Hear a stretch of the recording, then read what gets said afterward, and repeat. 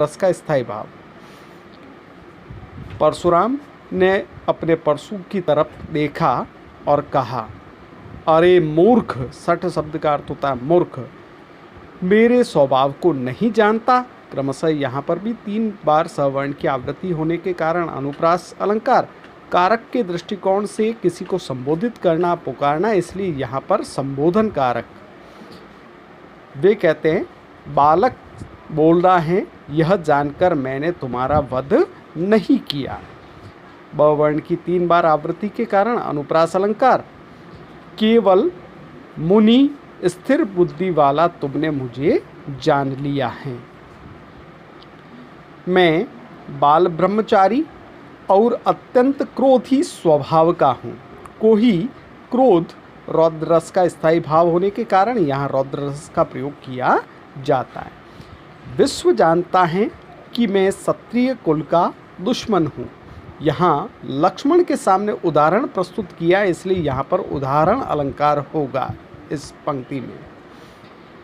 वे कहते हैं, मैंने अपनी भुजाओं के बल से इस भूमि को राजाओं के बिना कर दिया था। प्रस्तुत पंक्ति में बात को बहुत बड़ा चढ़ाकर कहा गया है, इसलिए यहाँ पर अतिशयोक्ति अलंकार का प्रयोग किया जाता है।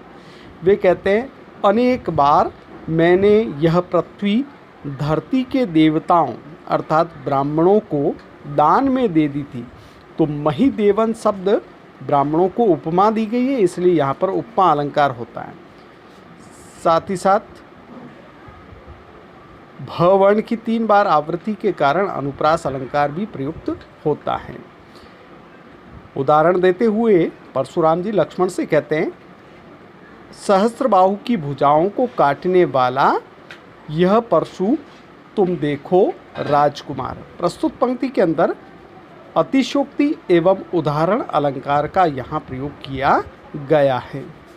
वे कहते हैं, तुम्हारे माता पिता यह जानकर चिंतित होंगे कि अब तक हमारा राजकुमार किशोर अवस्था वाला भी नहीं हुआ था। यहाँ माता और पिता द्वंद्व समास यहाँ पर प्रयोग होगा।